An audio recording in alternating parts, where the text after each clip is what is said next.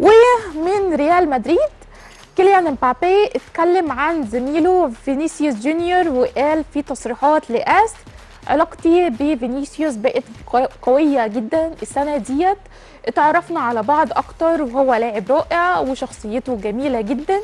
وكيليان امبابي كمان دافع عن لامين يامال وقال الولد دوت عنده شغف كبير بكرة القدم والباقي ديت حياته الشخصية، كلنا في السن دوت بنغلط وبنتعلم.